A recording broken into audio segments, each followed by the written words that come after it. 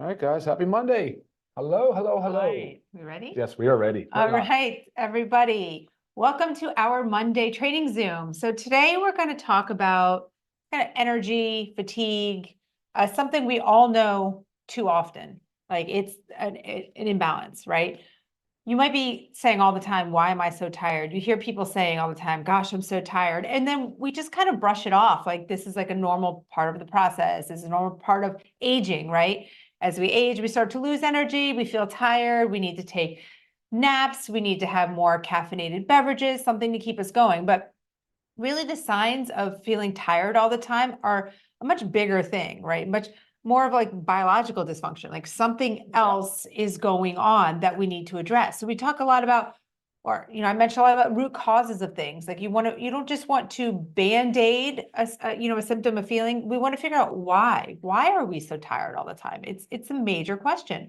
So we're going to do a deep dive into that. And we have a lot of supplements up here that we're going to tie into it because it really is not about just giving that energy supplement, taking that energy supplement. It's about finding that balance. And again, the root cause of why we're so tired. And to start off, I think we'll talk about one of the main reasons why we're so tired stems back to our mitochondria. Yep. And you'll hear us talk about that often. Ryan always says, it's the powerhouse of our cells. And why does this happen? And that's where we're going to go. Why, Ryan? Yeah, metabolic dysfunction for sure. Why does it happen? Why? Yeah. What are we There's doing? a whole lot of reasons why. Most are within our control. Some are actually not, right? We're an industrialized nation for sure. And there's a lot of environmental exposures that we are put to test every day. For instance, you know how when you look around and you see somebody or you know that person that says, oh, these like the Energizer Bunny, he's 72 years old, young, and he just always moving, and you're like, man, I wish I could be like that. How do you act that way? We right? were just with one of those this weekend. Yeah. Our friend's father is 75 years old. I cannot believe how much energy, drive, motivation this man has. It's very cool. But so I want to give you an example of a firsthand account of how somebody turned it around big time. It's just like it's never too late to start saving money. It's never too late to start investing in your health and improving. What I think everybody's looking for is more energy. I think the fountain of youth concept is about energy. And so my mom, for an example, 4 years ago, Lisa, maybe, she was really on a walker. She was actually on a walker, had to go up, bring her down, stayed with us for a little bit. She's 72 years old. 72 years of age. Was 68 years old. And leading right up to my dad when he died from a heart attack or cardiac stroke. She had no choice. We moved her down with us, and now this woman is the Energizer Bunny, and amazing. It's quite amazing. She had incontinence, super like she had very, very severe osteoporosis, alcoholism was at play, sedentary lifestyle, really poor nutrition, and it was almost like, how could this be? At that time she was like 68, late 60s. And then the reversal was just astonishing. It's like nothing I could have ever imagined. I literally tell people it's like a spring chicken was just born, and she's 72 years old, learning pickleball. She's going to the gym every single day. She's out walking.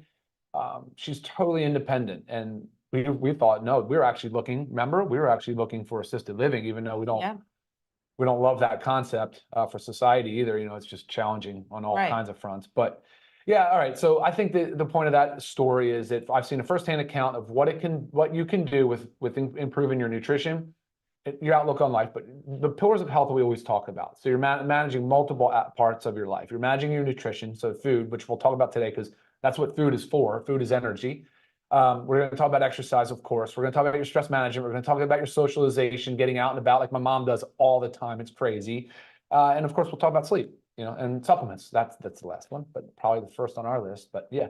Right. So I mean, basically, like if our mitochondria are functioning optimally, our bodies are functioning optimally. So going back to the example of my mother-in-law, her mitochondria were not functioning at all, and that's when health declines. That's when energy declines. That's when everything starts to go downhill. So we need to, all in all, doing these pillars of health that Ryan just mentioned really are supporting our mitochondria. So again, when they're functioning their best, so are we. Yeah, absolutely. So mitochondrial dysfunction is the cornerstone of aging for the most part, right? Because that's the energy that your body needs to carry out everyday functions, to exercise, to process thoughts, to do virtually everything, right? And so there's a lot of different ways to look at energy. And funny, going into this, we chose this topic yesterday. And so we've been spending time independently of just kind of researching and prepping our thoughts for this. I went down this really deep rabbit hole on energy in, energy out, whether or not a calorie is this, if 1 calorie is the same as the next calorie, the importance of food and nutrition. I was looking at the storage of like fat tissue because that's how we store our energy. I was looking at glycogen. So we decided that's probably not the best route to go for the conversation. We would be talking for hours. We would talk for hours. It gets lost on the point of the conversation is to identify, how do we get back our youth? How do we get back our energy? How do we stop this fatigue from just overwhelming us, and us then normalizing it and saying, oh, well, this is just the fact of aging. And there are components to that. But when she talks about mitochondria, you're talking about on a cellular level, it's metabolic health. And when we're talking about metabolic health, we have to address body composition. We just have to address it. So that's the first thing I wanted to talk about, is that the more excess body fat that we have, the less metabolically active our body is. So what does that mean? The more body fat we have, the less efficient that our cells are, right, on a cellular level. And when we use food and how we store fat, that when we don't have the proper lean muscle mass, that's the highest metabolically active tissue. So when we have more lean muscle mass, we know that we have to feed it more, in a sense, right? We have to nourish it. Like, there's a lot more nourishment that takes place, and you have to work hard on this tissue. But when you look at your brain and you look at your heart, your high energy demand centers, the quality of the food and the things we're putting in our body matter. And the same goes for dietary supplements. Remember, like Lisa will always tell you, the supplement, it's a supplement to a healthy diet. These are food-based ingredients. And so I will be blue to the face when I talk about nutrition, but then exercise, of course, is going to be a huge part for mitochondrial health. Right. But when he's talking about nutrition, let's just, circle with that, stay with that a little bit. Yeah. So, I mean, say a 400 calorie, really hefty duty, nutritional shake, right? You have a couple scoops of protein powder, you have your super greens, your super reds, your collagen, get some fruit, some avocado, everything in there. You can make that a nice, hefty, so nutritionally balanced protein shake. And then you have maybe 400 calories of a McDonald's French fry, right? So it's still the same calories, right? If we're so concerned about what calories, but what that shake is going to do for our bodies, for our energy, for our brains is, I mean, crucial compared to what the French fries are going to do, right? With those French fries, your energy is just going to plummet. You're not doing anything for your body. Well, so the calorie in that example, so the calorie is a unit of measure. It's a unit of measure of energy, of the energy density of the food. That's where a calorie is equal, just in a unit of measure. But the source of the calorie is where things start to unravel. And that's where they're not equal. So that example is kind of perfect for that. The source of the calorie for what it can do for your metabolic health and how your body utilizes those nutrients is vastly different. And that's the importance that we want to drive home. Right, 100%. Sure. So food matters. Yeah. With that, I'm just going to tie into nutritional deficiencies before we jump into exercise, because we know that's a huge component. But also, with food, you hear me talk all the time about nutritional deficiencies, right? We need to eliminate those. We need to prevent those because we're not getting what we used to from our food. So, but when we have these nutritional deficiencies, again, our body is not working its best for us. That can easily, with a proper diet and also the supplementation of our daily essentials pack, right? The men's and women's multivitamin, the magnesium, and the D3. That way we work together right there, check that off the list. We're eating healthy. We're taking our daily, what did I call it? Daily essentials pack, yeah. And right there, we're balancing that part, right? You have to take care of each part. Okay, so then a little bit to go with that, I just want to tie into factor 4 just because it's right here. Sure. But factor 4, because of the inflammation. When we are chronically inflamed, guys, we are not going to have energy. We are going to feel horrible. Okay, everything is also going to hurt. So you want to think about taking your factor 4 to keep that inflammation at bay, right? Again, Ryan says a lot, excuse me, Ryan says a lot about a little bit of inflammation is a good thing, right? It's a healthy thing. A lot is a bad thing. So we need to keep that that chronic inflammation at bay. So that takes care of right there. And then again, movement, daily movement. You might be in this vicious cycle of, I'm so tired, I can't exercise, but exercise is supposed to help me feel less tired. You got to break out of that. How do you start doing that? If you're not moving at all, guys, start with a 10-minute walk. Increase that the next day to 12 minutes. keep going up.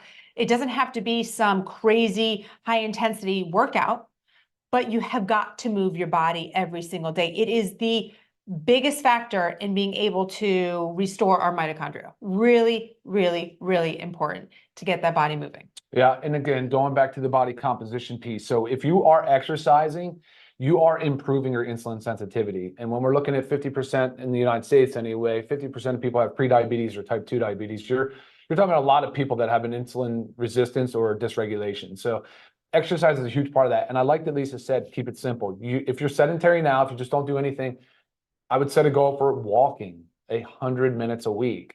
Or if you're ready to take it up a notch, you can do some resistance training 3 days a week for 30 minutes each day. It's just 90 minutes. I would do 2 of those days on lower body because as we age, muscle loss, of course, is a big thing, but the mobility. So the legs, the glutes, they're really important for maintaining mobility because fall risk is a big concern for us as folks age. So yeah, I think exercise drives home the message. I mean, it's equally balanced with nutrition and the conversation around energy, restoration, right? And making sure that we're feeling our best is ultimately what we're 100%. going for. So they want to go into supplements. I know. Yeah, well, I was gonna say there's also supplements that can help us with that give that energy boost. Now caffeinated beverages should not be something that we rely on, something that we like, oh my gosh, I need my 12 o'clock cup of coffee. And then now it's 2 o'clock and I'm starting to crash. I need another cup of coffee. Yep. Use them for that little boost that you need when you need it. And typically it's first thing in the morning, right? Get you going. I love my E3, love it. First thing in the morning before my workout. I love the way it makes me feel. I love the extra push and drive that it gives me in my workout. So that's when you want to utilize it. But I'm not looking at 2 o'clock in the afternoon. Oh boy, I'm going downhill. I need my E3. Those are signs that something's not working properly in our bodies, right? Same thing with coffee. I mean, coffee, I was just talking to Ryan about it this morning, like centuries ago, people weren't using coffee to just get that caffeine kick to keep us driving so we can not face plant falling asleep. It was like a ceremonial thing, right? It was something that was like celebrated. So I look forward to, especially I do this on the weekends, sitting down and enjoying my cup of coffee, embracing it, tasting all the flavors, not just trying to like get a cup of coffee in because we're, typically how everything goes is they will rush, here, chugging a cup of coffee. So use them as that nice little energy boost and not the health benefits of caffeine. Tons of health benefits, cognitive benefits. Now there's a study that shows the longer the caffeine content in the blood level, the serum level, the better it is for osteoporosis, the better it is for weight management. I mean, there's a lot of benefit of caffeine for sure as a psychotropic or like a psychoactive substance. Right. So in our products, we have the E3, which is caffeinated, right? The coffee, as well as our energy and focus patches, right? So kind of find which one you love best. I mean, with the energy and focus patches, you put the patch on for 8 hours and you kind of have that steady stream. It feels good. It is nice. But again, you don't want to necessarily need it and be reliant on it for your daily functions. We also have, before we go into our wonderful methylene blue, as we're tying in mitochondrial dysfunction, we also have our super reds. Dietary nitrates. Yeah, not caffeinated, but what it does to your body will help increase your energy. It does, yeah, through the dietary nitrate pathway, for sure. And there's a lot of benefit in all of those. So the caffeine, of course, we wouldn't like you to stop that by 11 a.m., but the benefits of coffee are profound. You need to be focused on clean coffee, organic coffee. That is exactly what Live Good coffee is, added with 6 adaptogenic mushrooms and some maca and some matcha green tea.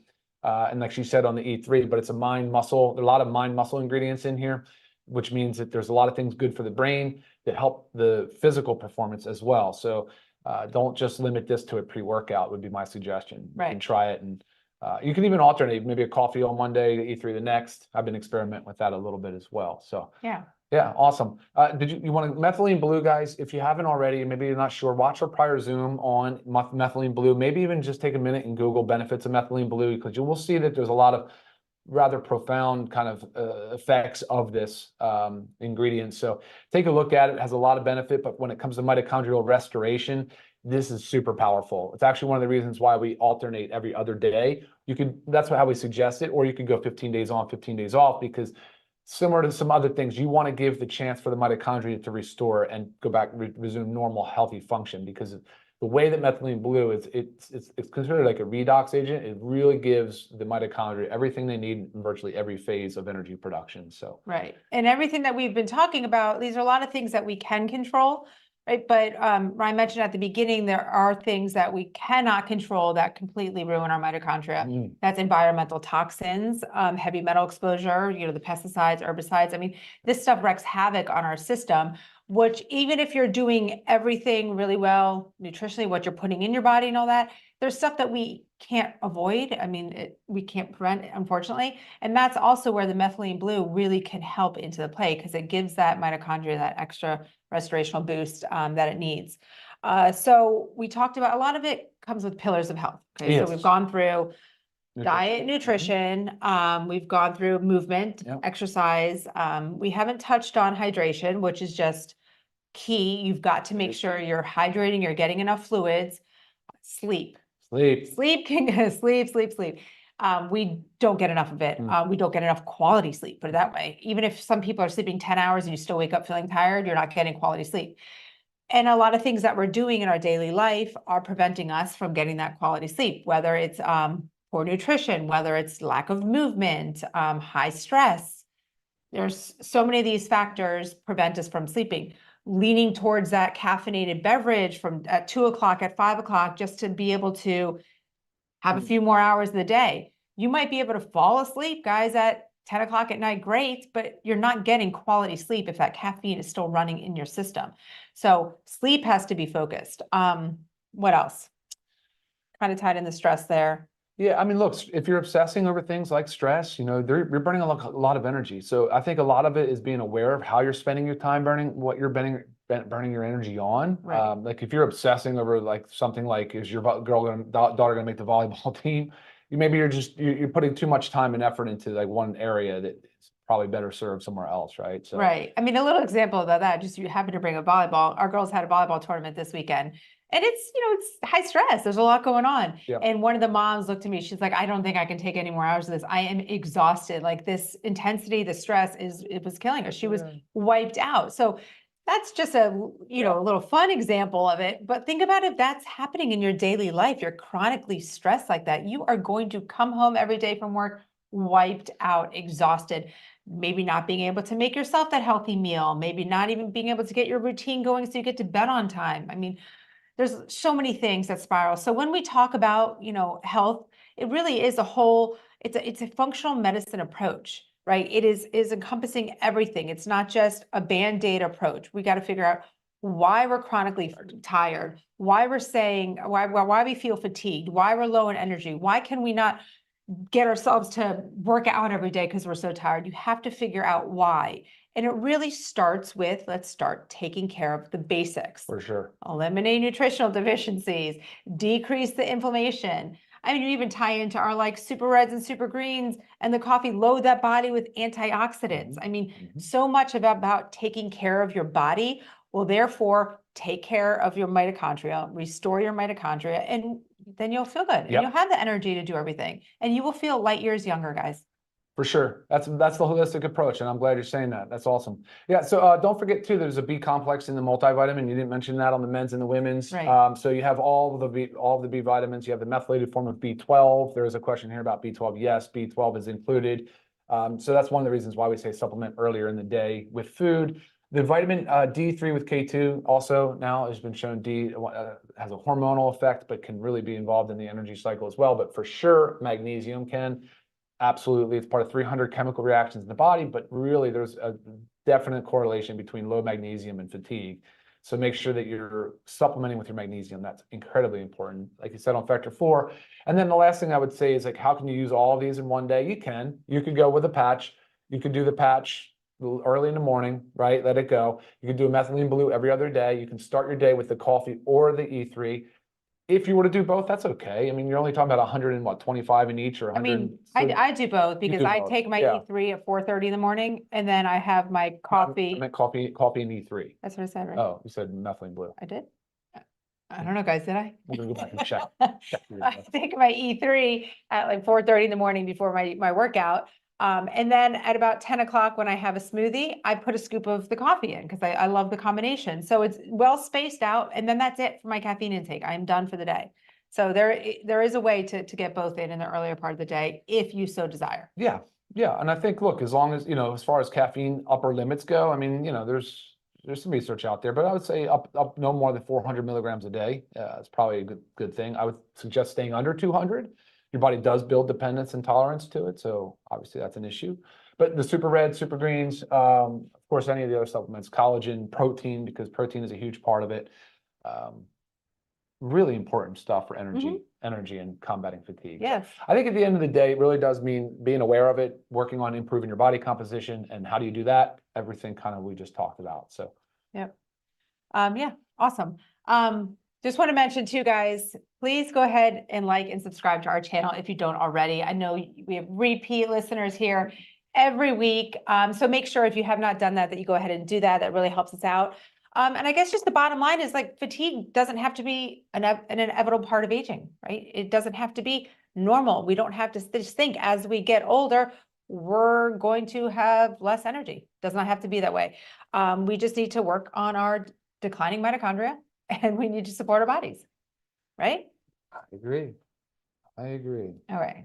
Any questions? Nope, I think that's good. Okay. All right, we'll wrap it up, guys. Awesome. Any questions that you may have, I'm always available via email, lisa@livegood.com.